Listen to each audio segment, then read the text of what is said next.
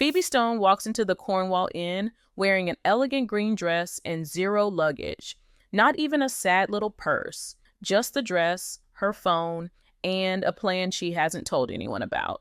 If someone at the front desk noticed the lack of bags, they didn't say anything, probably because the place is already buzzing with people in pastel outfits making small talk like it's a competitive sport.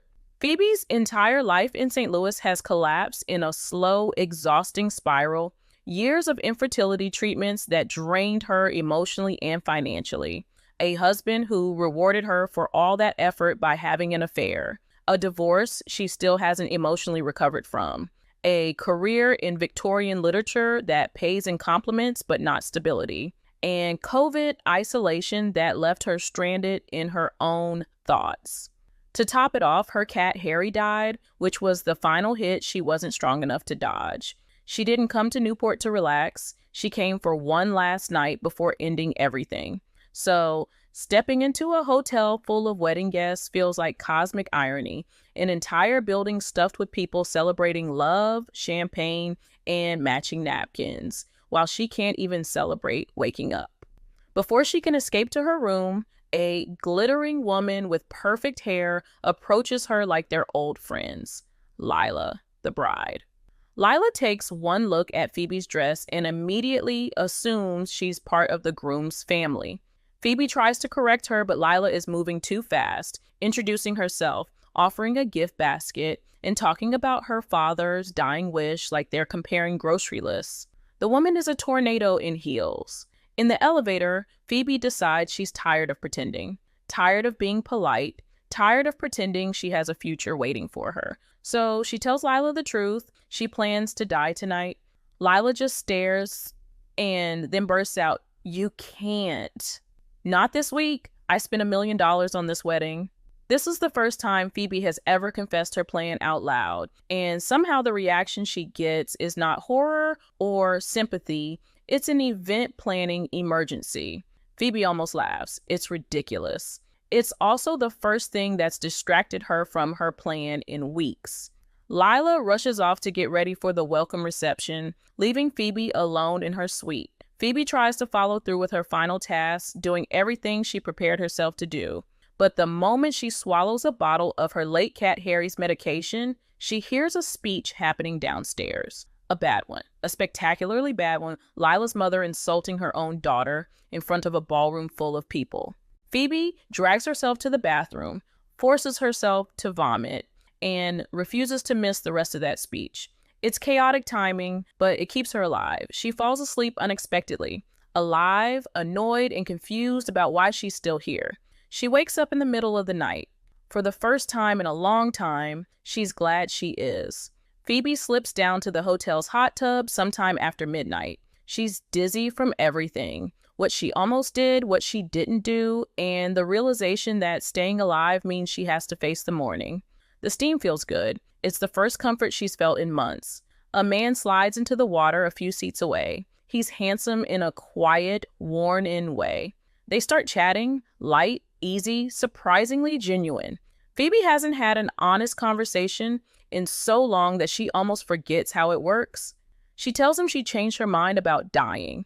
She says it calmly, like someone mentioning they switched dinner plans. He listens without flinching. When she invites him back to her room, he hesitates and finally admits he's not single.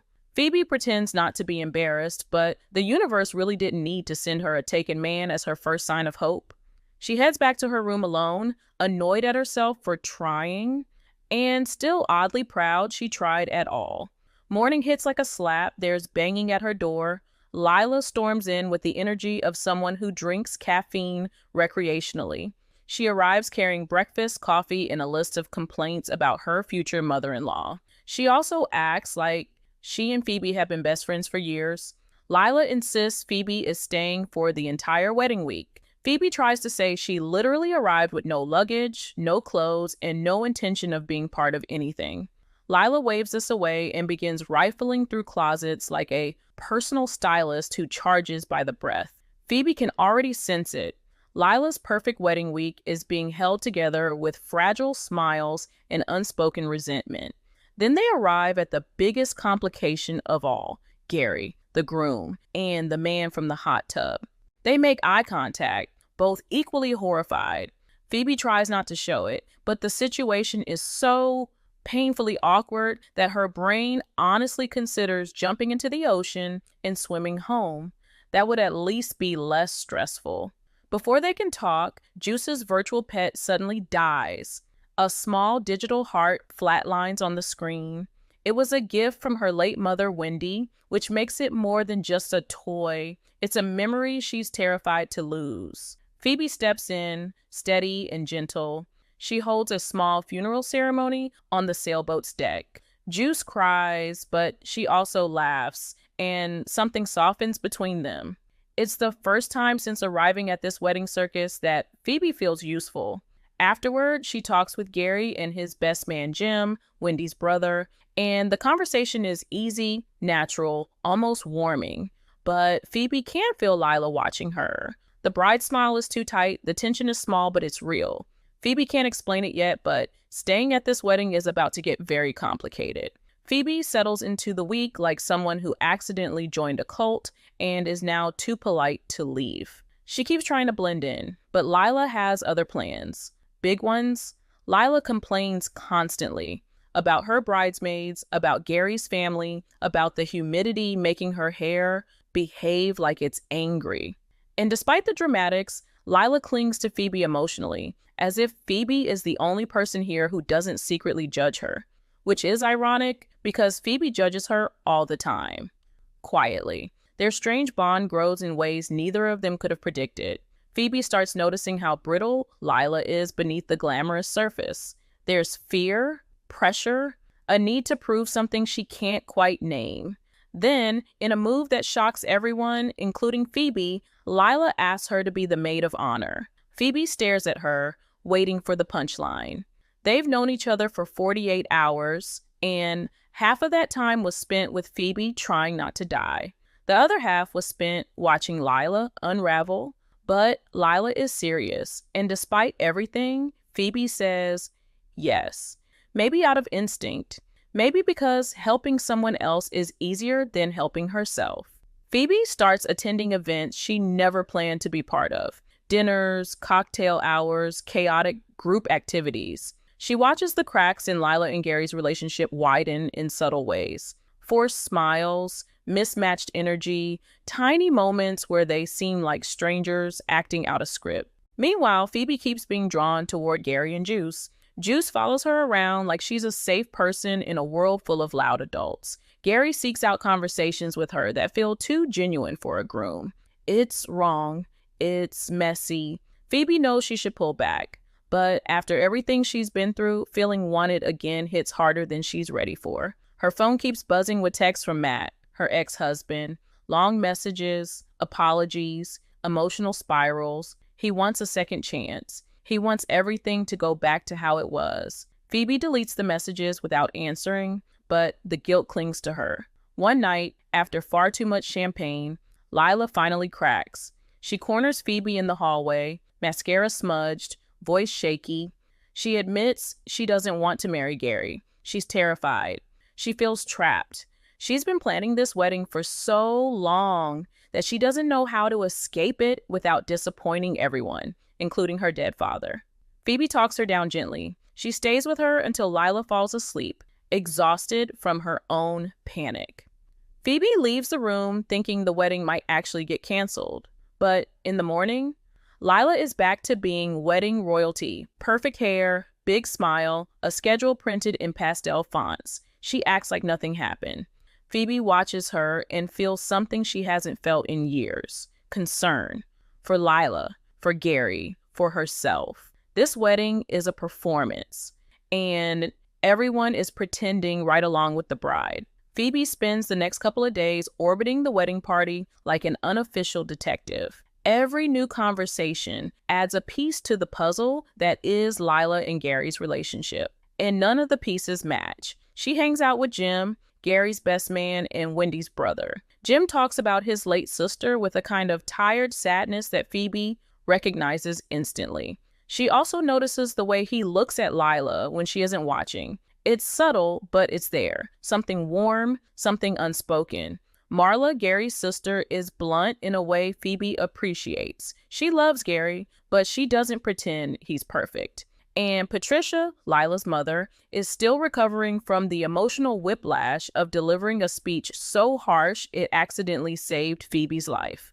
Through all these conversations, one thing becomes clear. Lila and Gary are not the couple everyone pretends they are. Gary eventually corners Phoebe for a private talk. He looks tired, serious, and for once, he doesn't joke or hide behind politeness. He tells her the truth. He feels more like himself around her than he ever does with Lila.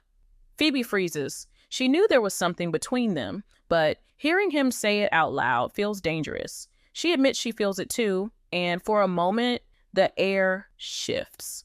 They're close to something real, something that should not exist during someone else's wedding week. Phoebe finally walks away, but her entire body feels tense, as if she just sidestepped a fall she wasn't ready to take. She heads back to her room to think, only to find Matt standing in the hallway, her ex-husband, in Newport, holding flowers. For a split second, Phoebe honestly considers climbing out the window. It's not the most rational plan, but at this point, she's been through enough emotional chaos to justify it. Matt looks at her like she's the last good thing in his life. He immediately launches into apologies, how he messed up, how he regrets everything, how he's ready to start over, even adopt, even go to therapy, even move anywhere she wants.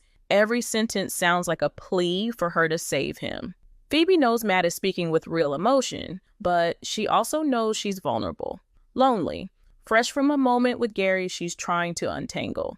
And Matt is offering the one thing she hasn't had in years, safety. So she makes a decision she doesn't entirely understand. She invites Matt into her room, and she stays with him for the night. She wakes up the next morning with Matt asleep beside her, and she feels nothing clear, just a tangle, confusion, guilt, and a disappointing sense of, I knew better. Gary avoids her the entire morning.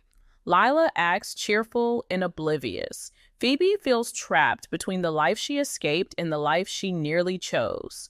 She stands in the middle of the Cornwall Inn, watching wedding guests buzz around her, and she knows something is coming, something big. Phoebe wakes up determined to do one thing: protect Lila from the meltdown that's been brewing all week. She knows Lila's hiding panic under layers of hairspray and expensive silk. She also knows that the wedding is about one wardrobe malfunction away from total collapse. So Phoebe commits. She goes full maid of honor mode. Schedules, dresses, emergency lipstick, she's ready. For a few hours, the illusion holds. Guests arrive. Champagne pours. Lila floats through the venue like someone trying very hard not to scream. Phoebe stays close, steadying her at every turn. Then it happens. A tiny detail, a flower arrangement placed slightly off. Not even crooked, just not where it was supposed to be. Lila's face goes blank, then red, then wet. She breaks. Phoebe goes searching for Matt. He's waiting outside the ballroom, looking hopeful. She sits down beside him and tells him the truth gently but firmly. She can't go back. She can't repeat a life that left her feeling small. Matt tries to argue, but Phoebe holds the line. She leaves him standing there, hurt and confused, but she doesn't turn back. For the first time in years, she chooses herself. In the days that follow, Phoebe makes real decisions. She quits her adjunct job in St. Louis. She picks up a winter caretaker position at a Newport mansion. She commits to writing the way she always wanted to. Juice finds her a dog at a local shelter, and Phoebe decides she wants the animal. She wants responsibility, connection, something that relies on her staying alive. Before she leaves, Gary finds her in the garden. They talk softly, honest but cautious. Neither makes promises because promises have caused enough pain for 1 week. Before walking away, Gary says, "Reach out when you're settled." Phoebe stands on the steps of the Cornwall Inn, suitcase finally in hand. No wedding, no collapse, just a future she's finally curious about. She gets in the car, starts the engine, and drives toward the life she almost lost, feeling, for the first time in a long time, that she's driving it herself.